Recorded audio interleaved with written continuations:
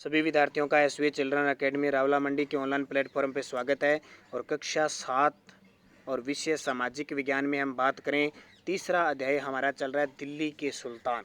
दिल्ली के सुल्तान पहला और दूसरा पाठ हम पढ़ चुके हैं। तो कक्षा 7 दिल्ली के सुल्तान देखो कहाँ तक पढ़ लिए हमने।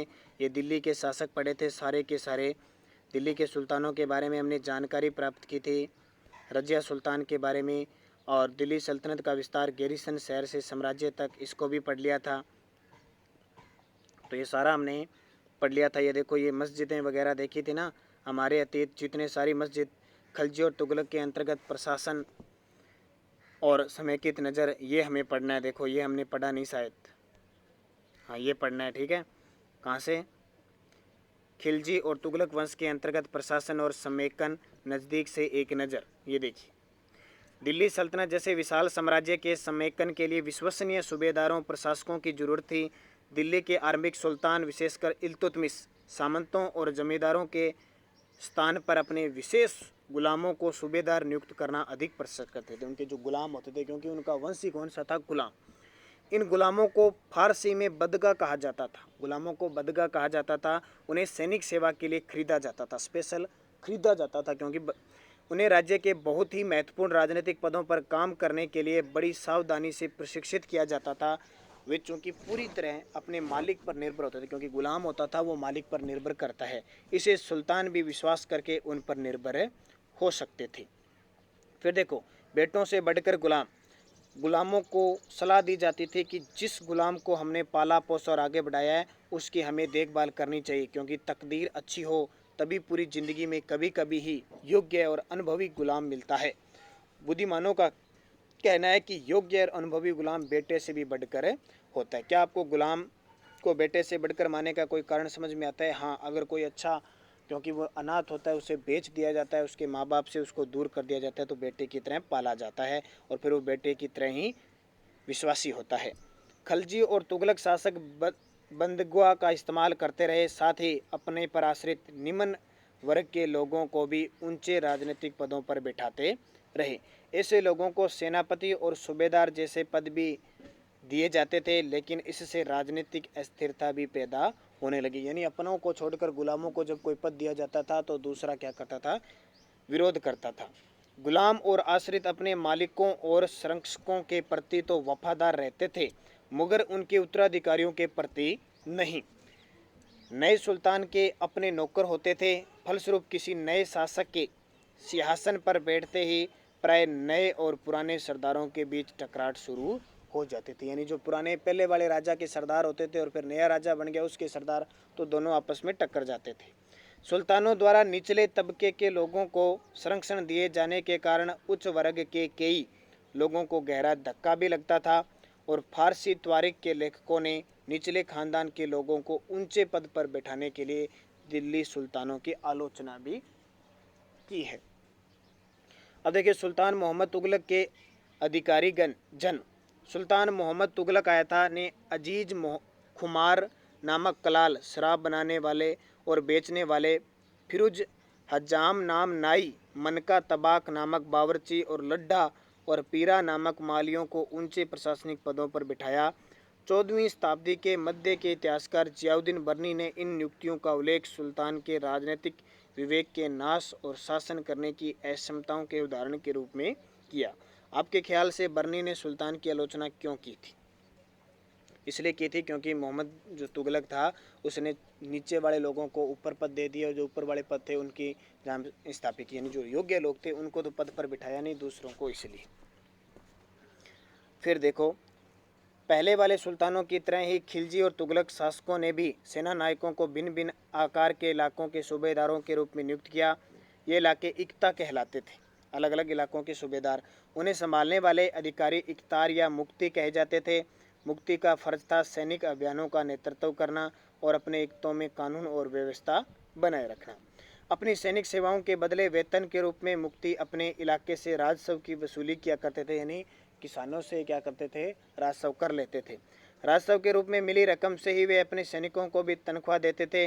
मुक्ति लोगों पर काबू रखने का सबसे प्रभावी तरीका यह था कि उनका पद वंश परंपरा से चले और उन्हें कोई भी इक्ता थोड़े थोड़े समय के लिए ही मिल सके। जिसके बाद उनका स्थानांतरण कर दिया जाए। सुल्तान अलाउद्दीन खिलजी ने और मोहम्मद तुगलक के शासनकाल में नौकरी के इन कठोर नियमों का बड़ी सख्ती से पालन होता था। मुक्ति लोगों द्वारा एकत्रित किए गए राजस्व की रकम का हिसाब लेने के लिए राज्य द्वारा लेख अधिकारी नियुक्त किए जाते थे।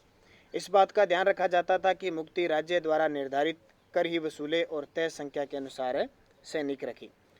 जब दिल्ली के सुल्तान शहरों से दूर आंतरिक इलाकों को भी अपने अधिकार में ले आए तो उन्होंने भूमि के स्वामी सामंतों और अमीर जमींदारों को अपनी सत्ता के आगे झुकने को बाध्य कर दिया। अलाउद्दीन खिलजी के शासनकाल में भू राजस्व के निर्धारण और वसूली के कार्य को राज्य अपने नियंत्रण में ले आया। स्थानीय सामंतों से कर लगाने का अधिकार छीन लिया गया, बल्कि समय भी कर चुकाने को बाध्य किया गया। सुल्तान के प्रशासकों ने जमीन की पैमाइश की और उसका हिसाब बड़ी सावधानी से रखा।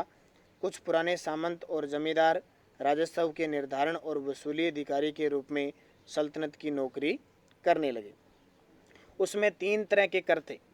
कृषि पर कर था, जिसे खराज कहा जाता था, जो किसानों की उपज का लगभग 50% होता था। यानी टोटल जो मान लो 1 लाख रुपए किसान के बने तो 50,000 उसके राजा के होते थे। और मवेशियों पर होता था और घरों पे होता था। मवेशी जो पशु है ना, उन पे। यह याद रखना जरूरी है कि इस उपमहाद्वीप का काफ़ी बड़ा हिस्सा दिल्ली के सुल्तानों के अधिकार से ही बाहर था।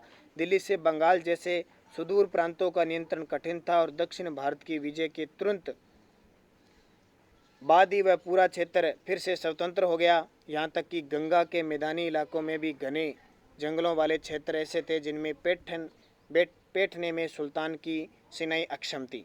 स्थानीय सरदारों ने इन क्षेत्रों में अपना शासन जमा लिया। अलाउद्दीन खिलजी और मोहम्मद तुगलक इन इलाकों पर जोर जबरदस्ती अपना अधिकार जमा तो लेते थे, पर वह अधिकार कुछ ही समय रह पाता था।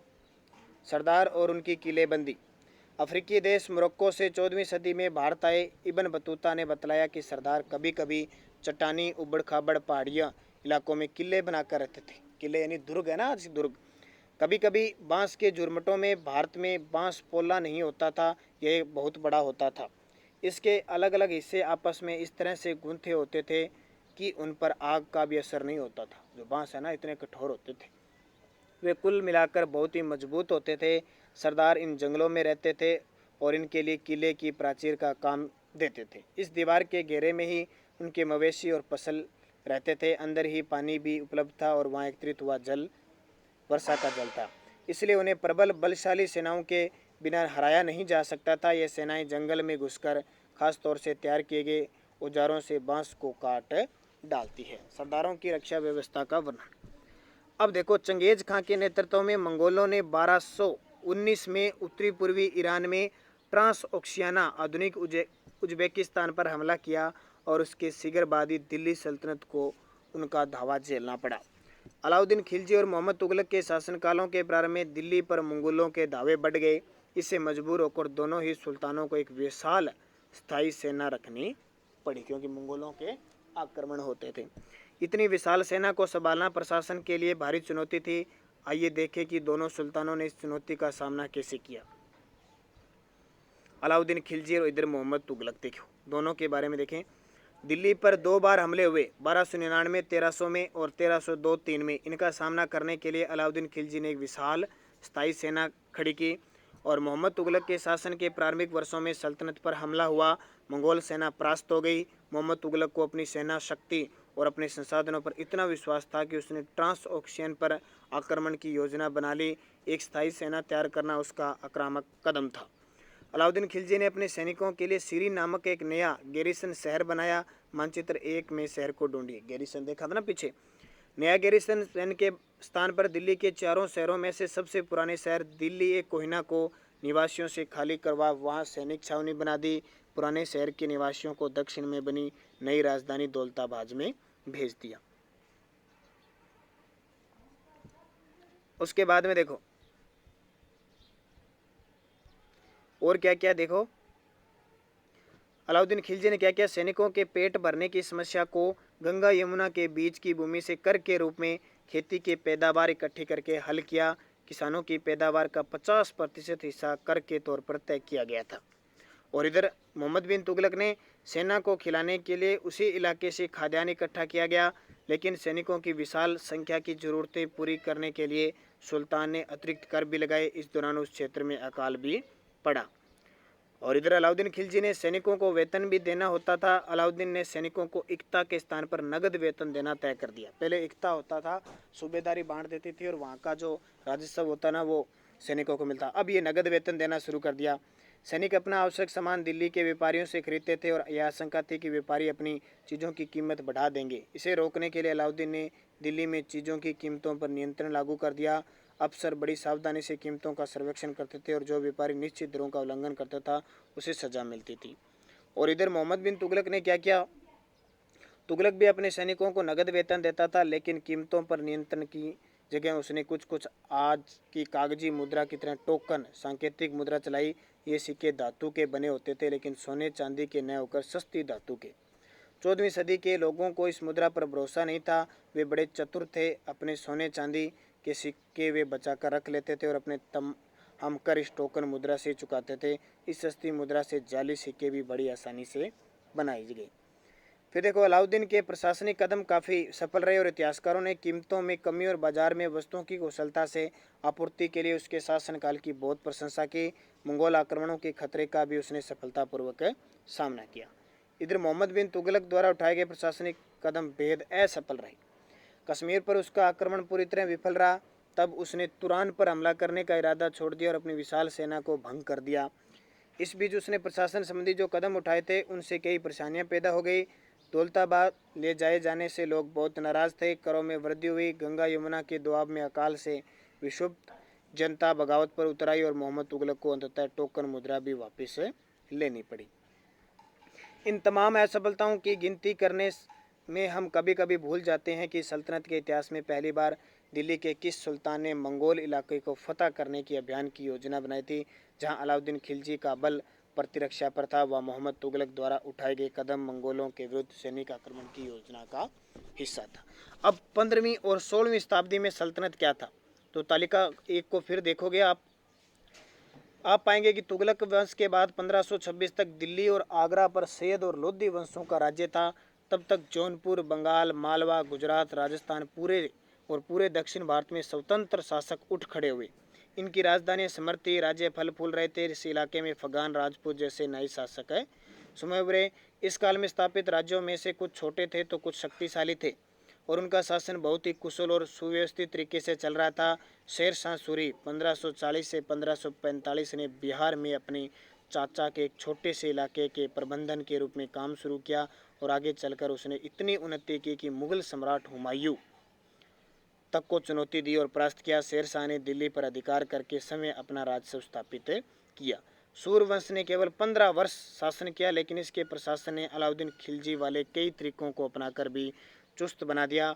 महान सम्राट अकबर ने जब मुगल साम्राज्य को समेकित किया तो उसने अपने प्रतिमान के रूप में शेर शाह की प्रशासन व्यवस्था को ही अपनाया। ठीक है, अब 3 श्रेणियां थी, ईश्वर, शांति, नाइट और धर्मयुद्ध। अब ये इनके बारे में आपका पाठ पूरा हो चुका है। कल हम पढ़ेंगे इसके प्रश्न उत्तर। क्या पढ़ेंगे? प्रश्न उत्तर इसके पढ़ेंगे। दिल्ली में पहल किसने राजधानी ये शुरू की थी, कल इसके आंसर करेंगे तो तीसरा पाठ आपका पूरा हो जाएगा।